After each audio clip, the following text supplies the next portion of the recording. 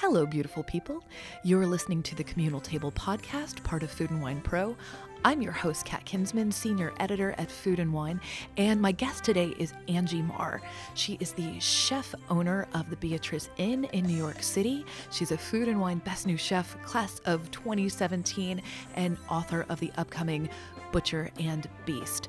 I wanted to talk to Angie because she's been a friend for a while and an inspiration for just as long. I greatly admire her business acumen, the way that she mentors her staff and the people around her, her innovation in the kitchen. And we sat down and talked about some of the realities of running a restaurant like she does, of leaving a six-figure salary to take a chance and live on a line cook's wage, and some of the risks and rewards of being a bold person in the food industry.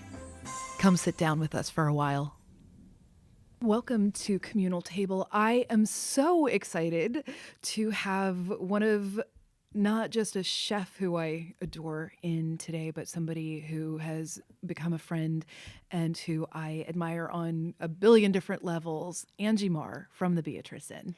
Thanks for having me, Kat. Oh, it's such a treat. Let's talk about how we actually met. We've known each other for a while. Yeah.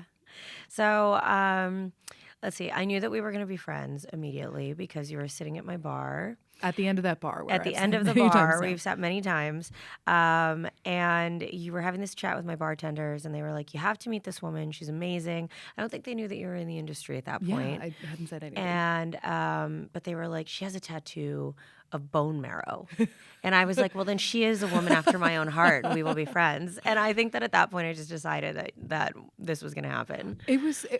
My husband and I came in. I had been in for a drink once before. I had, frankly, sort of before your tenure, thought about the Beatrice Inn as like kind of a douchey place. As it was. I'm really sorry. No, but I mean, it has a long history. It's been through, for people who are listening who do not know about the Beatrice Inn, it has been around for how many decades? I mean, it's been around since the 1920s. It was one of New York's first speakeasies. It was an Italian restaurant for over 50 years. Yeah. And then a nightclub, one of the most notorious nightclubs in the 2000s. I've heard the words Coke Den yes. applied to it.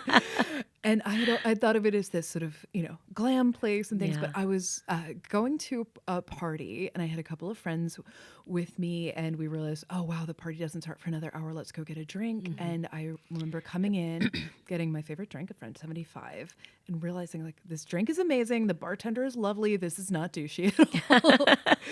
So then my husband and I were going to see a play nearby, and it was the night before his birthday, and we sat at that bar, and your bartenders were speaking of you with tremendous love in a way that could not be coached, but like just with deep admiration, and then the food started coming out, and I still remember that I got the aged burger, which we're going to talk about in a sec, and my husband got this milk braised pork shoulder, and we're like, we didn't know who the chef was. We just knew this meal was incredible, and the drinks were phenomenal. They made their presence known in a really wonderful and important way. I think we asked your bartender out to a party we were going to the next day, and they kept talking about chef. And then this woman comes walking out of the kitchen. I was like, that is the chef. Oh my goodness. I mean, I hate getting gendered about food. It's one of my least. Me too. Yeah, it's really one of my least favorite things. But it made me so happy that a woman was cooking this very meaty, big, present, unapologetic food. And I called the next day to try to set up a photo shoot for where I was working at the time. So. I remember. Yeah, it was so great. Yeah. So at the time, you didn't own the place. Didn't own the place yet. Let's talk about that journey. Yeah. Well, Graydon Carter was the owner of the restaurant at the time, and I had taken over the kitchen there after it had had multiple chefs and not a very high success rate in the times. There had been a rather notorious review. And the thing is, the chef who had been there at the beginning is somebody who I like an awful lot. Yeah. So I felt very bad about that. Yeah. But it happens. It happens. Mm-hmm. And so I took over after that review, and nobody knew who I was. I didn't even know who I was. Like, I didn't even have a voice in food at that time. And it was my first big job. It was like I was leaving a place that I had been for a year, and it was really taking the reins of my own kitchen, and it was exciting for me. I had no idea what I was doing. I definitely wasn't ready for it, and I feel like a lot of times I was just kind of like throwing things to the wall to see what stuck. But it took me a good year to like get out of that headspace where it was like, okay, I need to take ownership of this kitchen. And, about a year and a half later, they wanted to sell the restaurant. And it was something that I didn't want at all.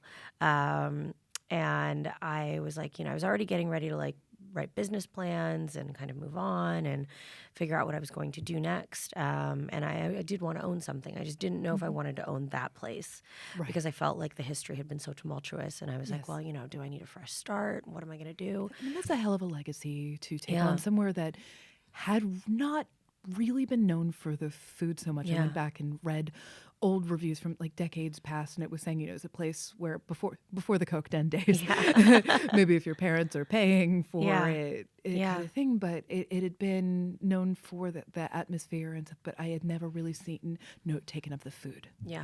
Yeah, exactly. And, to go through that and to think about purchasing a piece of, very much New York history, maybe not the best history at all times, but purchasing a piece of New York history like that and becoming a part of its next chapter, for me was something that was tremendously scary, because it's a huge legacy to carry on. And, I really didn't want it. And I called Pat LaFreda, who, for those of you that don't know who he is, he's like America's butcher. But I called Pat LaFreda and I said, what do I do? Like, what do I do? And he, without even skipping a beat, he said, buy the business. Buy the business. What else? And I was like, lamenting about it. And I was going, you're crazy. It's got terrible history. What am I going to do? Like, how can I bring it back from that? Talking yourself out of it? Yeah, I was talking myself out of it. Exactly. And he was like, this is a fresh start. It's a fresh start for the whole business. And he's like, it's not very often that you get an opportunity to buy a piece of landmark history. So you need to do it. And if you can bring that restaurant back from the dead, it's going to make your career. And I literally started negotiating the next day, closed on it a year later. And let's talk about your path to get to this place. You grew up in restaurants. Yeah. So my aunt is Ruby Chow, and she owned a restaurant in Seattle, which was Chinese food, but it wasn't Chinese food where you and I think about Chinese food like it's this cheap whatever. It was like a Rick's Bar American in Casablanca. Like, that's what it was. And very glam, right? Very glam, yeah. And she, everyone was dressed up all the time, and it would be people like Warren Magnuson and Sammy Davis Jr. and Sidney Poitier. And a very notable dishwasher. Bruce Lee was her dishwasher, yeah. Bruce Lee was her dishwasher, yeah. So that was before I was born. But my family had a multitude of other restaurants and frozen food business in Seattle, and so I grew up running around those places, and I didn't want to cook, and it's something that my parents didn't want for me to do because at the time they all got into the food and beverage industry because of the Chinese Exclusionary Act, because they were coming out of the war. Yeah, talk about that a little bit. So when they were coming out of the World War II, there was an act called the Chinese Exclusionary Act. And basically, if you were Chinese in America, you could get into one of two industries. It could be laundry or food. And that was it. So Warren Magnuson, who became a very good friend of my aunt, was actually responsible for helping to repeal that. But that's what it was. I mean, that's what it was at the time. And so my family got into the restaurant industry because they had no other choice. Not necessarily because they had a passion for it, but because they had no other choice. And I feel like, over the years, I think it became a passion for them. And so, and still in Seattle, my family has restaurants, and I own the Beatrice with my cousin. So it's definitely, soup to nuts, family-run business. There's sort of a leitmotif here because you were you were saying you were trying to run away from buying the bee. You weren't in restaurants for a while. You took a totally different path for a while. I did. Yeah. For over 10 years, I was living in LA and I was in commercial real estate. And it was one of these things that, I was good at it. I made a lot of money. I got to travel. And I had a really fantastic time doing it, but I wasn't very passionate about it. And I grew up where it was like, Sunday supper every week with the family. And food was such a huge part of my upbringing that when I decided I didn't want to be in the corporate world, I said, okay, I'm going to quit my job. I'm going to take whatever I've saved. I'm going to go travel all over. And I did. And it wasn't until I was traveling that I really figured out what I wanted to do. And, I ran out of money essentially because I'd spent it all traveling around Europe. Came back to the States and took whatever I had left, moved to New York, invested in culinary school, and that was it. Yeah. Yeah. So you didn't know that cooking was going to be your dream. Was it at all daunting to all of a sudden say, I'm going into the kitchen, not just being front of house, not owning a place because you have a business background and stuff, but deciding that you wanted to approach it from a food angle? Can you talk about that decision? Yeah. I think I really took to it. Just, it was so easy for me because it was, growing up around that industry, it was just like, okay, I'm just going to get in the kitchen. I think the toughest part was making the financial leap. Yeah. And, going from making, 6 figures a year to, at the time, I think minimum wage was like $7.50 an hour. And, I went to making minimum wage, and I was shucking oysters and sweeping the floor and peeling onions. And, to go from this lifestyle of like, business class all the time when I traveled to like, not being able to afford the subway in New York was like, and I didn't, exactly. Everybody should be there their first year in New York. I didn't eat unless I was at family meal at the restaurant I was working at. I didn't eat. This is something that keeps coming up in my conversations with chefs. I was talking about it with the Voltaggios and saying that tremendous disconnect that you are the people who are feeding your clientele and, often on the high end and might not necessarily be able to afford to eat yourselves. I don't think people realize how little cooks make. Yeah. Yeah, I definitely think it's different now. I mean, with the rise in minimum wage and, all the things. And we, I think that, I know that as a restaurant, we make sure that we pay everybody, like a living wage because it's important. And that's why we have such a low attrition rate. But, it was hard. Yeah. It was really hard. I always say that this will be 23 years for me here in New York this year. I always say, like, if you can make it through that first couple of years, but I've definitely had that thing where I had to choose between like, okay, ramen or taking the subway. You take a lot of walks home. There was some chef I was talking with and talking about like those nights walking over the bridge back to Brooklyn because you can't necessarily afford the train. Yeah. What kept you going during that time? I was just so happy to be in New York, and it suits you. I was so happy to be in New York, and I was so excited to be doing what I loved and learning something new that it was all worth it. Like everything was all worth it. Did this surprise people in your life that you were, business class and all this stuff, and all of a sudden, like, what the hell are you doing? Did you have pushback from people in your life? No, I think for the most part, everybody was really supportive. I think, my mom questioned it. I think she was very much, because she's, she's from Taipei and, bounced back and forth between Taiwan and the UK. And it's a very traditional family on her side of the family. So I think she was really like, what are you doing? Like, what are you doing? You're crazy.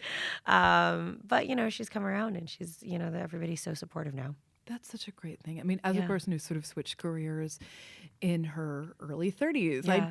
I did this, and it wasn't maybe as violent a shift in some ways, but, being an art director and then, going more into writing, I kept having these moments at the beginning, especially at the beginning, still have them now, because I feel like I got a late start. And I feel Yeah. like there are things that everybody else knows. Yeah. And I feel almost, and now I'm like sort of switching to print. And I'm like, there are all these things that I don't know. And I had this perpetual feeling for a long time about like sort of almost embarrassed that I was feeling behind. But at the same time, I realized that everything leading up to that point Yeah. informed what I did. So you came to this Yeah. with real estate in mind Yeah. and other things. Yeah, it's really interesting because, a lot of people ask, I mean, what I've been in New York for almost 10 years now. And, everybody always asks me, they're like, well, this is what your family did and you spent all this time in real estate and in business. And so, if you could go back, would you have cut all of that out and just been cooking the whole time? And the answer is no. Like, the answer is no. Like, all of that stuff, because at the end of the day, it's, creativity is fantastic. And, that is obviously why I cook, because I love the creative aspect of it. But that's completely different than running a restaurant. Running and owning a restaurant and operating it, that's a business. And so for me to have that background and be able to say, okay, my labor costs are here, my rent is here, understanding a P&L, all of that, those are skills that I wouldn't have had I not had my previous career. So it's, it's been tremendously helpful. Well, you also made a really smart decision too. So you are a Food and Wine Best New Chef, and we rely very heavily on the knowledge and the mentorship of the people in the program. And last year, you hosted an event at your restaurant where you were talking about business decisions and making them, and you were saying, and people were talking through bad contracts that they'd gotten, mistakes that they had made, but you decided to go into business with a cousin, yes.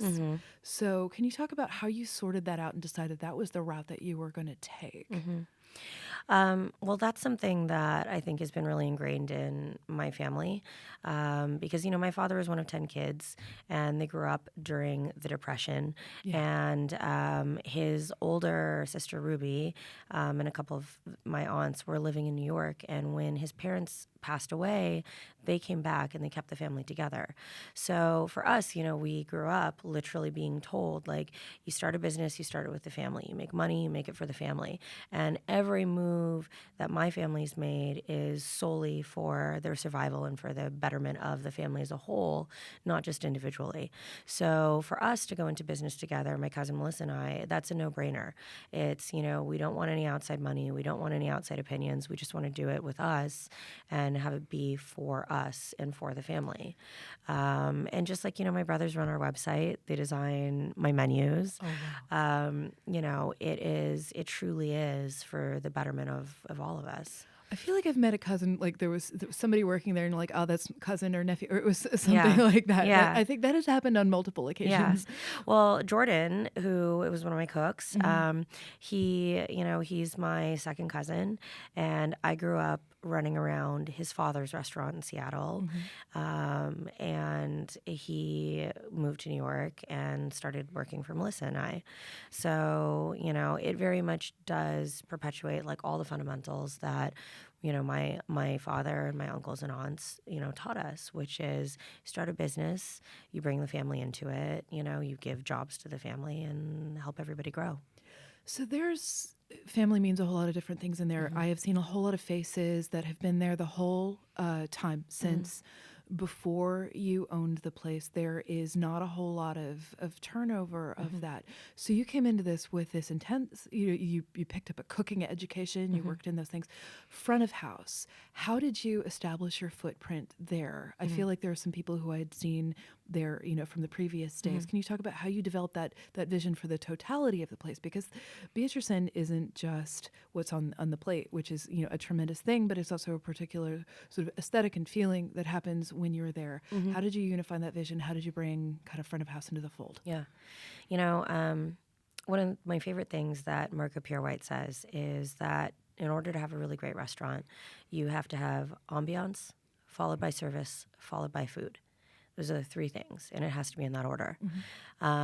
And for us, we have had low attrition in the front and the back of the house. But a lot of it has been because I have really great people. And, you have to, like, I always say this, like, you got to kiss a lot of frogs to get the prince, right? And I've had some not so great people. But we typically recognize who those people are, and, we move in a different direction as soon as humanly possible. And we hold on to the people that we value, and we hold on to the people that really have gotten behind the vision of what the Beatrice is, because you're right, it's not just about the food. It's about, the ambiance. It's about the service. It's about that witty repartee that you have with my bartenders and the servers whenever you come in to eat. But it's unifying the front of house and saying, look, this is the vision, you guys, and this is the direction that we're going to move in. And that has been a huge learning curve for me, because, I am like I'm not the easiest person to work for. I very much demand, I demand a lot. I demand a lot of perfection, and, I want the best. And I don't ever feel like we should apologize for that, I think that the industry is very different now than it was 10 years ago when I started. Yeah, 2 years ago even. And I feel like when I got into this industry, it was like you had a level of professional that they were lifers. And it's like, this is our profession and we're very proud of what we do. And, and the industry has changed so much. Where it is, I think, a younger generation coming in. And it could not just be with our industry. I think it's a generational thing, right? Where it's like fast, fast rewards. We're not the young kids anymore. No, we're not the young kids anymore. Wow. I know, it's it crazy. Strikes me on the regular. Yeah. So I think that it is a matter of cultivating and kind of reprogramming the people that we do have come in to say, okay, look, we're all going to start from the bottom. You start from the bottom no matter what, and you work your way up. And that's just how it works in our restaurant. We're also very selective of who we hire. Yeah. I don't ever hire anybody on the first date, ever. It's like an interview, and then it's like 5 trails, and, we got to think about it, and we send you off to go think about it, because we only want people at our restaurant that are truly the right fit and are really going to live, eat, and breathe the ethos of that restaurant. Let's talk about then, once they're there, I know mentorship is something that's incredibly important to you. Yeah. And I got a chance once to sit through lineup, which was, I love watching lineups at restaurants because, so often it's just sort of bullet point, like, here's what we're serving tonight. Here are the, VIP tables. Here's, whatever it happens to be. But there was this cool thing that you do with a quote. Let's talk about this. So we have essentially 2 meetings every day. One is lineup with the whole front of the house. And the one at the end of the night is with the entire kitchen. But lineup in the front of the house is, what are we serving today? What are the oysters on the menu? VIPs, etc. But we end that meeting with a quote. So we pick a quote every single day, and it's a different quote, and somebody will read it every single day, and it's what it means to that person and how it pertains to what we do. And I think it's a really interesting way to bring it back to service and hospitality and the betterment of ourselves individually and also as a team. So that's what we do front of the house. It was really fun. I'm trying to remember what the quote was when I was in there. And it's funny because the person brings it with sort of pride, and then people sort of look around like, am I going to be called on? Yeah. 100%. And then we do it again in the end of the night. And, I've never been one of these chefs that, comes in, stays through the push, and then leaves. That's not who I am. I am there all the time. I'm there before my cooks get there. I'm there after they leave. And we end our shift in the kitchen with an end of night meeting. And one of the cooks every single day, a different one every day, is responsible for bringing a quote. They talk about what it means to them, how it pertains to service. We also talk about what went wrong, what went right during service, what we want to improve upon the next day, both individually and as a team. It's really interesting because when I was coming up, it was like you would finish service, you would clean down the kitchen, then you would go to the bar down the street, have a couple of beers, and like blow off some steam. And I don't really drink that much. I have champagne with you, and that's about it. But because I actually believe that like when I drink it, it messes with my palate. So when I'm working, I don't drink at all, and it's just water and lots of coffee. But oh yes, coffee habits. Yeah. But it's really interesting because when we started doing these meetings with my kitchen, and it like allowed for this open dialogue of this is what I did today, that I made this decision and maybe it wasn't the right decision, and I got behind, and then I let my team down, and then all these other things, and tomorrow I'm going to work on this. And when every single person does that, it almost, and I didn't notice this till maybe like 8 months into us doing this, it almost was like allowing them to kind of blow off that steam in the meeting and really be, okay, like this is what happened. I'm good. I now know what I'm going to work on tomorrow. And they just go home now. They just go home. Because It's that great. racing mind after service is where the you just downfall of so many people. Yeah. So many people. So they kind of blow off the steam there in the meeting, and then they just go home. And I'm elated because my food's not like super salty the next day because they've been out drinking. Right. So you know what I mean? But it's really good, and it allows for this healthy, nurturing environment for them, because at the end of the day, I feel like one of my goals for the Beatrice is for it to become this New York standard. Yeah. Right? It's had such a long history throughout New York. And for me, it is, such an honor to be part of the restaurant's next chapter. Like, not for it to be one of mine, but for me to be a part of its next chapter. You're the It was there steward. way longer before it's going to be there after I'm gone, and for me, it's such an honor to be a part of this chapter in its history. And, with what we're doing and the people that we have here, it's like, this is the next generation of restaurant professionals. And, I don't, for lack of a better term, I don't want to send a bunch of jerks out into the world. I want to send some really great people out into the world. Yeah. And, what I think that's about is, calling people out on their mistakes, letting them know how they can do it better, not taking any bullshit, and really kind of bringing it back to that like old school way that I was brought up, but in a more constructive way. Yeah. You know what I mean? Yeah. So let's talk about, you see, something on the wrong course, about how you address that. I remember seeing you after a festival where you were having a hard time getting paid, and you chased that check in a way that I was so impressed, because you do it with grace. So you see something wrong. How do you address when something has gone not correctly? Well, with our staff or with staff, and then, but also finding that sort of way to assert yourself in a professional way, but like to a vendor, to a customer, to whatever it happens to be. Like, it's really interesting. I think with our end of night meetings and how we deal with staff, I think it's very, very constructive and self-explanatory. And I found that by us having these meetings, and they've all become better cooks, but they're actually really great people as well. Yeah.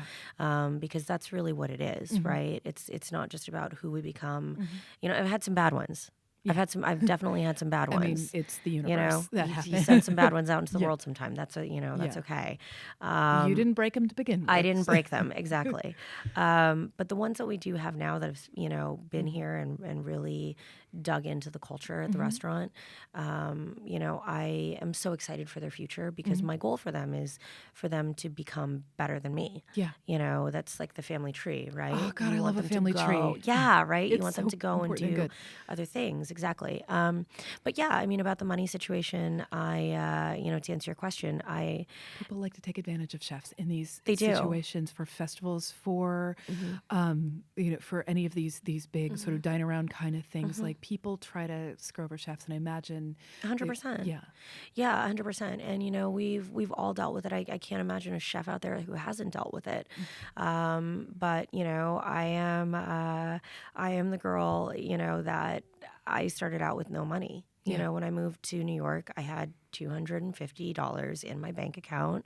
I had 2 suitcases, and I didn't have a place to live. Like, that's literally where I started out here, because I'd spent all the money that I saved. Yeah. So,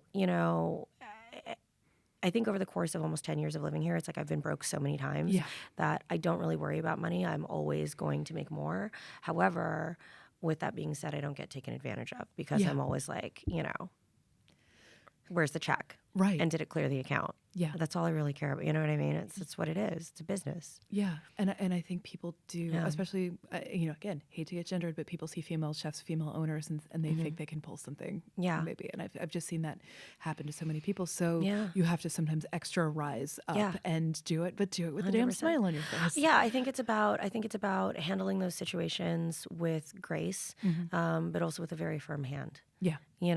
Also with a very firm hand. And I mean, it's no secret. Like I will always make sure that all of our affairs are in order, and that's just what we do. Yeah. And so let's talk about how you take care of your people, because I loved that I went in one night. It was a Cinco de Mayo. Yeah. And I knew there was going to be a meal that night.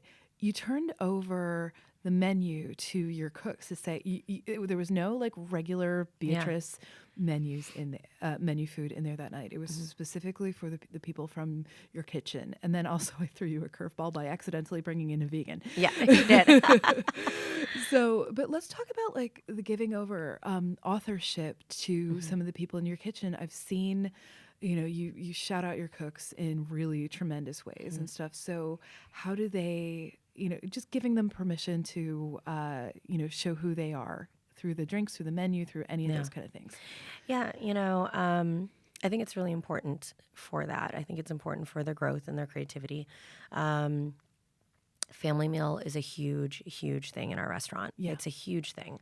When I was coming up, I used to like grab family meal and I would eat it in like 2 seconds out of a quart container, and I would continue prepping. I can always spot a chef eating somewhere in front of a house person because there's that exactly. Super fast You're just like that super fast thing, and you like inhale the food, and that's it. But for us, it's like family meal it's an entire production. Pasta is not allowed. Like, that's a thing. Wow. Like, you can't make pasta. You can order whatever you want, within reason. But we all sit at the exact same table every day between 4 and 4:30. Front of house, back of house, dishwashers, everyone. And it's really important for us to have that time to all sit together and just kind of disconnect from the restaurant and just really be with each other, because we talk about like my family, like that I'm born into, and this is the family that I've chosen. Yeah. And so, because it's such a serious thing, it's like nobody's allowed to make pasta. Everybody's got to make something really, really great. And that's a time where they're very much encouraged to, flex their creativity and, make something amazing, because they've got to cook my food day in and day out. And, there are like special occasions where it's like, we do like the Cinco de Mayo or like things like that. Gorgeous meal. It's really fun, right? It was wonderful because I knew that these were these chefs who cooked to your standards and bringing in their voice to it. And you did it in such a wonderfully celebratory kind of way. I remember I brought Daniel Patterson in that night too. He was not the vegan. And the vegan was delightful, but like, a plate came out and it was fully vegan and it was so beautiful. Yeah. And the guy who got it looked like he'd won the lottery. It's amazing. But yeah. I love that. Yeah. My sous chef Lucero really spearheaded that. Yeah. And she spearheads Cinco de Mayo, and she's amazing. She's been with me for almost 5 years. Yeah. And that is her mother's and her grandmother's food that you guys had. Yeah. And really taking that, and there's so much love and so much soul in that food. And for her, it's that like really amazing time where she gets to share all this food from her family, but how she's reinterpreted it. Yeah. Yeah. It was, and like that was an exciting thing to do. So let's also talk about like the professional mentorship is so important for you. Who taught you? It's really interesting. I feel like I haven't really had a mentor that's been in the kitchen. Pat LaFreda has been the person that's really guided me and shown me, how to lead.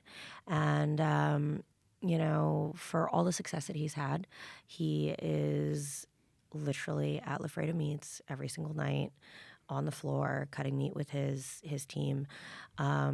And every time that I think that I am, tired because I haven't slept in like 2 or 3 days, or, I've had so many things in a row, or I'm dealing with like, whatever I'm dealing with, I will literally call him and I'll be like, what are you doing right now? And he's like, it's 4 a.m. and he's like still at the office. He's still cutting meat. He's still, answering emails. And it like, I'm always like, oh, I can do more. I can handle more, But he was the one who really helped me with like how to not only survive in this industry, but also thrive. Yeah. I mean, and y'all have had crazy, I think of you two as collaborators. Yeah. And I want to talk about your wet aged meat, your whiskey aged meat. I really haven't seen that done elsewhere. And could you describe this for people who have not experienced this thing? So I'm really excited about it, and it's something, every fall season we release a new dry aging technique, and it instantly becomes the most polarizing dish in New York. Half the people love it, half the people are upset because they think it's too expensive, and I don't really care either way. You know what I mean? All I really care about is that we're pushing the industry forward. So whiskey aging is something that I started to do. It's actually technically not wet aging; it's a dry aging process. Oh, okay, yeah. And but we age the beef in whiskey, and I've never actually released my technique. I'm actually going to be doing that in my cookbook that's coming out this fall. About that cookbook. Yeah, so I'm really excited about that. But I've dropped like hints here and there on how I do it, and I released it first in 2016 when my restaurant opened, and it was like one of these magnets for the press. It was just like, she's charging $1,000 a steak. Is she insane?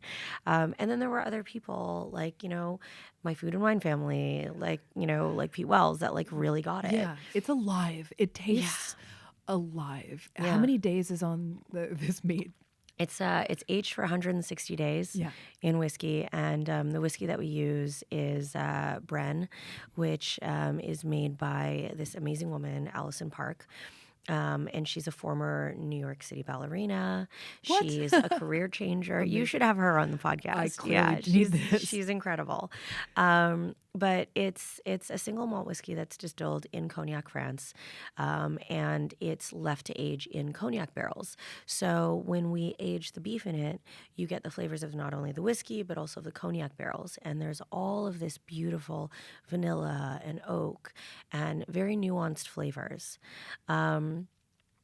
So it's really exciting, and that's almost 3 years ago now that I released that, and we were the first ones to do it in the United States, and now almost 3 years later, it's like I think Dixon's Farm Stand is like whiskey aging. Wow. Yeah, so and a couple other restaurants around the country are starting to do it. So it's exciting for me because it means that what we have done has been a pioneering technique in our industry, and that's really what I care about, is that what are we doing to push the industry forward. So there are definitely dishes on your menu that I have not seen in other places that I associate so heavily with you now. I'm thinking a lot about the bone marrow creme brulee that you do. And she referred earlier to my tattoo. I upped my ossobuco bone. I have a marrow scoop because I love bone. It. I love, and actually funny thing, previous podcast guest, Brian Voltaggio, he and I actually got tattoos together, and I got that tattoo that day. But it's one of those things where Yeah, I am so tied to it. So could you describe this dish and the decision? It's plated in a very curious way. Yeah. So we do a bone marrow bourbon creme brulee. And, when I came up with it, it was before I owned the restaurant. And I was going to cook at my very first James Beard dinner. So I had gotten all of this like illegal breeds of beef packed in suitcases, flown into the States, and it was like I got like amazing breeds of steers. So we had blonde acumen, we had rubia, I had Galician beef from Spain, and nobody actually cared about the beef and how special it was because everybody was just really excited for this bone marrow creme brulee. So we basically take bone marrow, we roast the bones, scoop the marrow out, puree it with a bourbon custard, and it bakes, just like a creme brulee, but it gets filled back into the bone itself. So it's exciting. It's another one of those dishes that has very much become a Beatrice Inn classic, and it's exciting for me. The plating that you have for some of these things too. Let's talk about when that duck arrives at the table. So this was, if you're familiar with the December cover dish of Food and Wine, it is a duck on fire, and that is Angie's duck. And you talk about how you developed that recipe and that presentation with fire in a contained space. Yeah. Well, I mean, wouldn't be the Beatrice Inn if we weren't lighting something on fire or if it wasn't smoked or something. So the duck is actually a play on my father's duck. And Christmas and Thanksgiving, he used to do this smoked duck, and he would cold smoke it for like 18 hours. And it is amazing. It's like one of the most amazing dishes ever, and we would fight over it all the time. And when I bought the restaurant, I wanted to do something that really paid homage to him and the way we grew up. And when I was a kid, we used to go to Chinatown all the time, and there would be like the Peking ducks hanging in the windows, and I was so obsessed with them because they were like lacquered and shiny and beautiful. And I wanted it to look like those ducks, but taste like my father's duck that he made on Christmas. So we kind of married the two. But it's it's a long process, that one. Yeah, talk to me about the smoking. Yeah. So it's so we actually dry age the ducks, and then we cure them, and then we smoke them with cherry wood, and then we slow roast it. So it's a lot. It's a commitment. It's a commitment. I have taken the carcass of those ducks home and made soup with them for days. They make everything better. It's really I feel like we're almost being cruel to the people listening to this because they they deserve to have this in their faces. I always get disappointed when people don't want to take the carcasses home because I'm like, oh my God, it's so good. Yeah. The bones that come home, like it's beautiful thing. So you've talked before about how you love your fruits, you love your meats, you love various things, not so much into your veggies, but there are some kind of veggies that you have embraced. I've had your carnival squash. Yes, very good. That you I are like that one. A reluctant vegetable person. Can you talk about that? So my mom grew up in Taipei, and the UK. So whenever she would make Brussels sprouts, she would boil them like until they were mush and like they were gray. And so I'm just like, So I have a couple weird things. It's like, I do like vegetables when they have a very high sugar content, like, squash. I like them when they're peppery and cold, like, radishes, like French breakfast radishes and romaine. Oh, God, love those. I grow those. Yeah, I love those. And then the other thing too is I actually don't eat fish that's cooked. For me, I have to eat fish that's either raw or that's fried, but I won't eat cooked fish. And that's like another weird thing that I have. Yeah. Well, I think if anybody was looking at your Instagram, they would assume that you subsist entirely on meat eaten off the bone in your bed. Yeah, pretty much. So let's talk about social media because you have such a distinct presence on social media. Let's talk about that and sort of crafting that and getting a lot of Beatrice's image is tied up in the way that it's portrayed there. Let's talk about how you learned how to do that. Well, it's really just who I am and my other interests, that like that social media thing is, that's truly how I dress. And this She is does truly, legit eat meat off the bone. I do. in bed. I do. I actually do. That's my breakfast. It's the breakfast of champions, Kat. No, I love fashion. So, I am always like constant. I mean, this was New York Fashion Week. I'm like constantly following the shows and the designers, and and so many of them are regulars at my restaurant as well. And I love it, and I think that if I weren't cooking, I would probably want to do something in fashion. But it's, it very much is this like, the Beatrice has very much become this like, place for like artists and, the fashion crew and, and just people who just really love food. Like that's it, and it's very interesting, because we talk about, you've got people that come in and they're like, well, there's only meat on this menu. What am I supposed to eat? And I was like, there's a million other restaurants because my restaurant isn't for everybody. Yeah. It's not, That's a really important lesson, I think, for especially chefs to learn. They don't have to be everything for everyone. And can't. you have so defined who you are and what you are in the restaurant. That can be a scary decision to realize, like, okay, I'm not going to have this easy dish on my menu. Yeah. And how do you, was that a scary thing to do, or was that an empowering thing to do? I felt like it was tremendously empowering, and to get there, it was scary. To get there. But once I actually got there and I realized it, I was like, okay. So when I bought the restaurant, we closed for the whole month of August. Yeah, I remember. And it was. That month, I was in the restaurant every single day, cooking and recipe testing and, just trying to get my menu down. And I had so many people saying, well, you need a fish dish and you need a pasta dish and you need more salads and da-da-da. And they were like, what are the ladies going to eat? And I was like, what? You gotta... What? Yeah, people actually said, God. well, if you don't have like a 6-ounce portion of fish, what are the ladies going to eat? And I was like, all the ladies I know eat steak. So I don't know, I don't know what ladies but they can go somewhere else. And so it was a lot, and I felt myself becoming very lost, and like, I was already trying to find my creative voice and what I wanted to say with this restaurant and what I wanted to say with my menu and my food, and I felt myself really losing sight of that because I just had all of these voices saying, you should.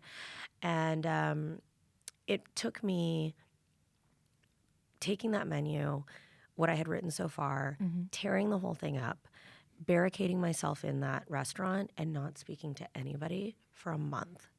Yeah. I didn't speak to anyone for a month. And I was like, you know what? I'm just going to cook. And right out of the gate, it was, okay, if I have to have a chicken for somebody, who might not know who I am, because nobody knew who I was at that point, right? Nobody trusted who I was, right? Because I didn't have a track record. So fine, I'll give you a chicken, but I'm going to get a French breast hen that's very gamey, and I'm going to serve it with its head and feet on, and, I'm going to call it poulet petite fille, and it's going to be this rock and roll version of, poulet grand-mère, and that's what we're going to do. So it was cooking 90% of the menu when I first started. 90% of the menu was everything that I wanted it to be, and 10% of the menu was done in a recognizable, approachable way, but was still my style. Yeah. And the day after my Times review came out, which I was on the phone with, I thought I was going to have a heart attack that week. But, the day after my review came out, I took every single dish that was on that 10% of the menu off. Yeah. And I was like, we're done. I can now do 100% of what I want. Yeah. And I've been doing it ever since. There is a pie with a bone sticking up out of it. or wait, is there a foot sticking up out of something, or was... No, but there's definitely birds with their heads and feet on. Yeah.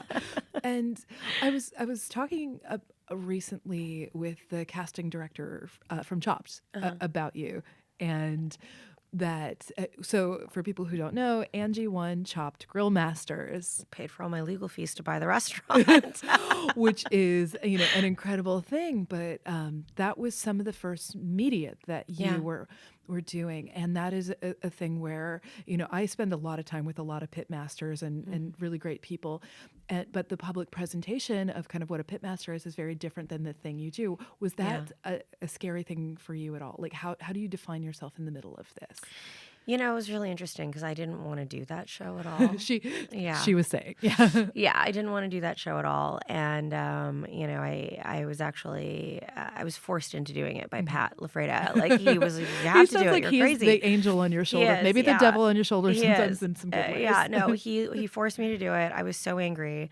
And I'll never forget the morning that I showed up. It was like in Queens. It was filmed in Queens.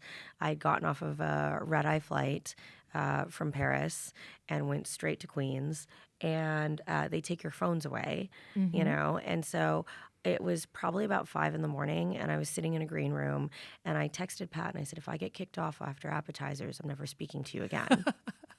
But it worked out fine. Yeah. So, it was, it was good. It was interesting. And it was, I think that America's idea of live fire cooking immediately goes to barbecue. Yeah. And that's not what it is. And I think that, and I hope that, my great hope is that, eventually people will be more educated in the fact that there's a ton of different ways to cook over live fire, and it's not just about barbecuing. Yeah. And I think that's like America's go-to. But we do such interesting things at the restaurant, and I've cooked all over Europe, so to be able to take some of these techniques back here and incorporate them on our menu is really exciting for me. And we do a lot of live fire cooking. I've been in that kitchen where we had it was running so hot in there, we had to the cameras were shutting off. Yeah. Okay. Lights have melted. Let's talk about, I think, so you make this massive food. If people could see how little your kitchen is in there. Yeah. So let's paint people a word picture of what your kitchen looks like. Well, the restaurant is 2,600 square feet. I have 133 seats, including the bar. And the kitchen occupies less than 200 square feet. Mm-hmm. So it's insane. It's, I was at Per Se the other night, and on Sunday I took I call them my kids, but I took one of my kids. She's actually my chef de salon. She does all the tableside stuff at the restaurant, and I took her to Per Se. She had her first experience at Per Se, and we did the kitchen tour afterwards. And the kitchen there is huge. Oh yeah, it's huge. And she texted me afterwards, and she was like, "I didn't realize how badass we are." Oh, she goes, "Our kitchen is 200." She goes, "Our kitchen is the size of their chocolate room." And I was like, "Yeah, I know." I was like, and there's stairs too. It's intense. And so soon people are going to know a lot more about what you do and how you do it, because you have this book. Yeah, I'm really excited. So let's talk about the process and the masochism. Straight up masochism. You've done it. I have written a book. It is one of the most masochistic things a person can possibly do. But so you're doing this on top of owning and running a restaurant, and you travel and cook as well. I do. I travel and cook. It's a lot. Yeah. And, to be honest with you, the guy, I wrote about this in my book, actually, how there have been so many times that I've been sitting outside of West 12th Street, chain smoking and practically in tears because I'm just like, oh my God, I have to write a book and run a business. Yeah. This is insane, and it is. It's insane. It full stop is. Yes. Yeah, it is. I'm really excited about the book, though. I'm excited that it's almost done. It's out in October of this year. Are you allowed to talk about, what it's called? What's the name? So it's called Butcher and Beast. Okay. And it is really exciting for me because it is kind of this, it's this book that's really going to bring readers into our world. Yeah. And, I'm really excited because I feel like a lot of our regular diners, and when you come to the Beatrice, you get sucked into this beautiful world, and you don't know what time it is. You don't know what day it is. Narnia. Yeah, it is. It's Narnia. Exactly, it is. And, so when you come and eat with us, you experience all of that. And for me, I was like, well, there's people that might not ever get to come eat here, but I want to draw them into this world. Yeah. So it's really exciting. Johnny Miller, who is just brilliant, shot the book, and what we did, which is really cool, is we shot the entire book in Polaroid. Yes, It's never been done before. I'm so excited about it, and it's beautiful. So it is recipes that are all from the restaurant. It's stories from the restaurant. It's stories, from my family and how I grew up, and all of like the gritty backstories that nobody ever gets to hear. That's what this book is, and that's what's really exciting for me, because when I really got into the meat of writing it and said, okay, I guess I'm on contract, I guess I have to do this. Yes. It's like you do that or it gets pushed back to another season, and then it doesn't come out till like 2020 or 2021. And, And but so I sat in my office, and I have this like huge library of cookbooks in my office, and I sat in my office and I started flipping through all these cookbooks, and I was like, okay, what do I want my book to be? What do I want it to say?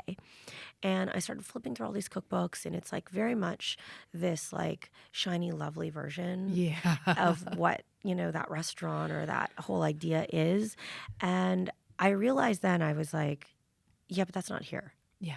Like, the Beatrice is gritty. It is provocative. It is like violently beautiful and primal.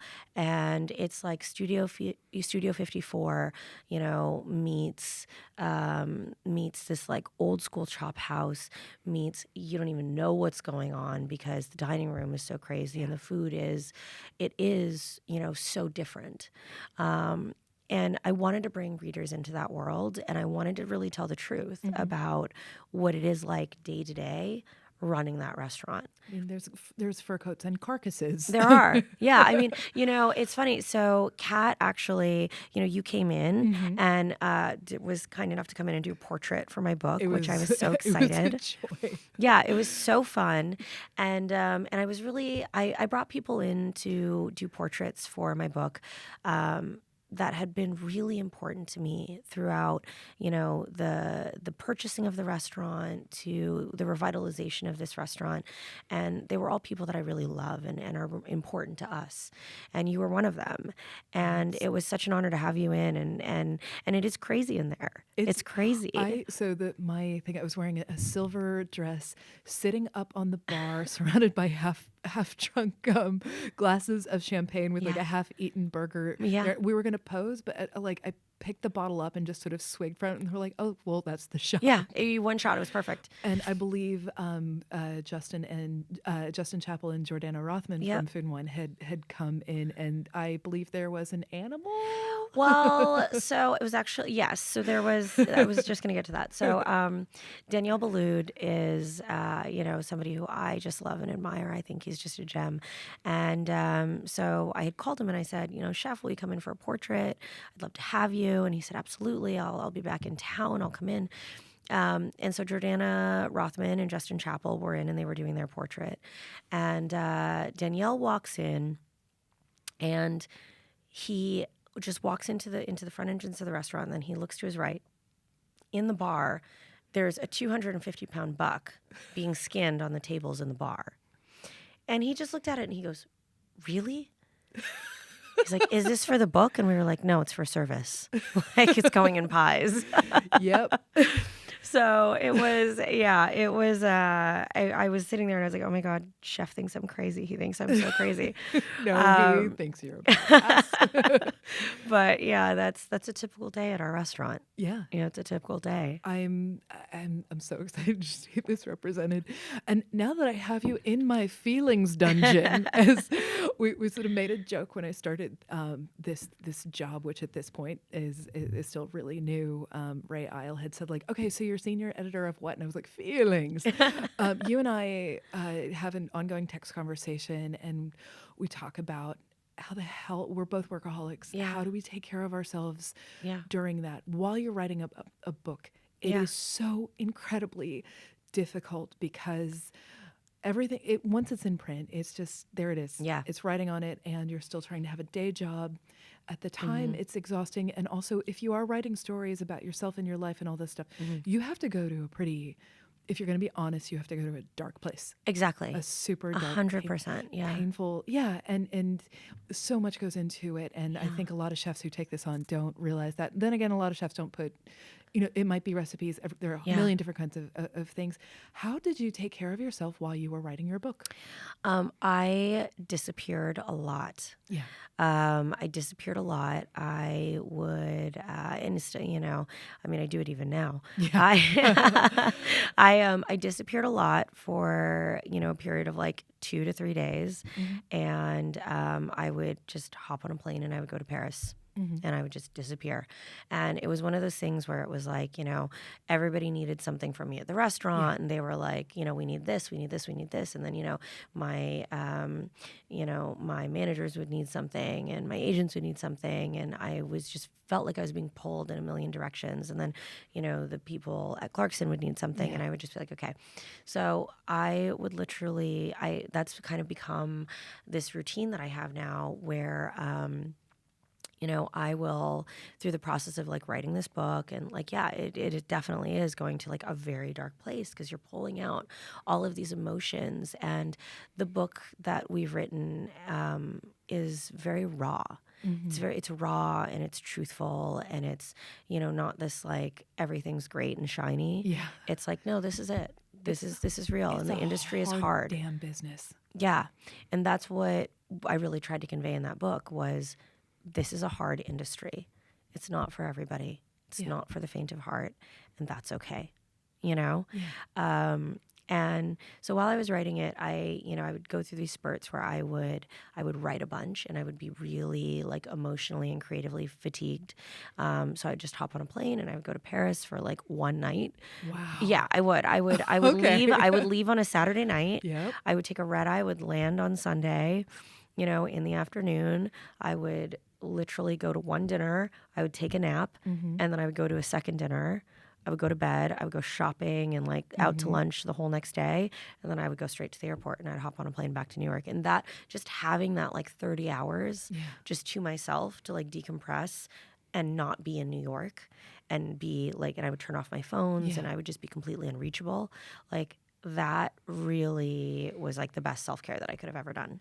And you're good at being on planes. I am. I fall asleep anywhere. So Yeah. What is your plane routine? so I always try to do red eye so I can just like, have a full day in New York and then like get on a plane. But my plane routine is I get on a plane, I have half a glass of champagne, a giant bottle of water, and then I just knock out. Yeah. That's enviable. I can't sleep on planes. Yeah, no, I if anybody that knows me, it's like I get in an Uber, even if the Uber is 10 minutes, it's a 10-minute nap because I don't sleep a lot. Yeah. I don't sleep a lot. My day starts really early, it ends really late. So I'm all about the quick naps in between. So a thing I know about you and that I've come to realize about you is you are in the long game of this. You know that you bought a restaurant with a history and you know that you were the steward of it. You were doing this book as a document of this time and this vision. Light question here. What do you want your legacy to be for the industry? That's a good one, Kat. I've said this time and time again, but I think that what my legacy will be at the end of the day, what would be the most meaningful to me is where everybody in my restaurant today ends up in 10 years. Yeah. And that's what really matters for me, is I have this insane amount of talent that's housed under the roof at 285 West 12th Street. I mean, insane amount. And for me, it won't matter how many cookbooks I write. It won't matter what we do. It will matter where they all end up. And that is, and the difference that they make in our industry. That is what's really important for me, is cultivating the next generation of restaurant professionals. And that's what's really important. And personally, it's like, I love that we're doing techniques that nobody else has done. I love that we're doing, that every year we release something different. I love that every autumn, the industry looks to us and they say, okay, what insane thing is she doing this autumn? Like that makes me really happy. Especially in terms of meat and dry aging techniques. That's really exciting for me. But, that at the end of the day, that's not going to matter. It's going to matter where my guys are in 10 years. I think that is a gorgeous place to wrap up this part of it. And now I'm going to ask you the 5 questions. What is your comfort food? Okay. So... I have a couple things. Chicken nuggets. Oh, like straight up McD's? Yeah, like McD's and some champagne. I'm good. Yeah, What's 100%. your sauce with that? Sweet and sour, obviously. Kat, hello. Yeah. No, every year for my birthday, my cousin brings me, she's the best. She knows me this well. She brings me 20-piece chicken McNuggets, vintage Dom Perignon, pack of Marlboro Reds. We're good. The Karen feeding of Angie Mar. Yeah. Oh my God, I love that. What is the last meal that you had that made you emotional? Oh God, so many. So I was just at Per Se on Sunday, and every time I go there. So my Sunday routine is sometimes I stay home, sometimes I don't. But when I do go out, I actually go and I sit in the dining, or not in the dining room, but on the sofa in Per Se. And a lot of times I go there by myself. Oh, lovely. Yeah, because I just like, it's like one of those things where it was like, you go there, you sit on this lovely sofa, you have a couple bites, have a glass of champagne, and it's just, you overlook the park, and it's really nice. And so I was just there on Sunday with some of the ladies that work with me, and the egg custard there is insane. And the first time I had it, it made me cry because it was so beautiful. And, because I had it last time that I was there. And so they made me an omelet. It was an omelet. No, it was so beautiful. It was an omelet with truffles, and it was custardy. And they put it in front of me, and they paired it with sherry. And it's one of those things, like one bite and you get angry. Like I was angry. I was so angry that I didn't make it. You know what I mean? I was just like, God, you guys, I'm so angry right now.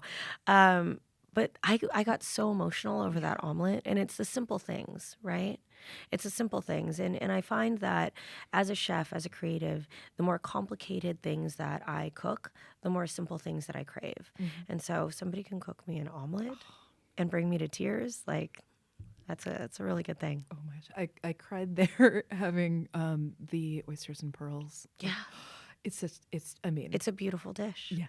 It's oysters and pearls, right? Oysters and pearls. What is the last meal that somebody made for you at their house? Oh, nobody cooks for me. That's the thing. Nobody cooks for me. Yeah. I will cook for you. Okay, I will come over and you can cook for me. I will happily cook for you. Because it would be my job. I love cooking for chefs. Yeah. Actually, it makes me really happy because nobody's I know the things I'm good at. It's just really fun. And also I know nobody cooks for you. No, nobody. It's so funny. I think that's a common thread amongst chefs. Like nobody wants to ever cook for us, which ironically is what we always want. Right. We just want to be cooked for. I want to make you my collard greens. I'm very proud of I love that. Who is the living musician for whom you would want to cook, and what would you cook for them? And by the way, this question is like using The Secret to draw this person to you. Oh, God. Who is it? That's a really good question. Everybody gets hung up on this question. I mean, I'm kind of digging Cardi B right now. What would you cook Yeah. for Cardi B? I think I would have to give her a really good steak. Yeah. I think we'd have to like change Cardi's world and like give her some really good dry aged beef. Cardi B, if you are listening, go to the Beatrice Inn. We put this in the universe. Cardi Beatrice. Yes. Oh my gosh. And I just want to be a fly on the wall. And Yeah, this right? happening. I think this should be her new favorite restaurant. I know. I love it. Last question. You have 5 minutes for self-care. What do you do? 5 minutes for self-care. I am very quiet. I like to take those 5 minutes and just be present. And for me, it is one of those things that I'm making decisions all the time and talking to people all the time. So for me to get 5 minutes alone and to just like have a cup of tea and just be very present with myself, that's something that it makes all the difference.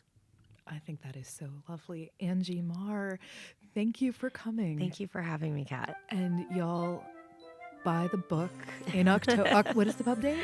October 1st. October 1st. Yeah, October Do 1st. that. Get yourself in there to the Beatrice Inn. Experience the magical world of Angie Mar. And yes, Cardi B, I'm talking to you.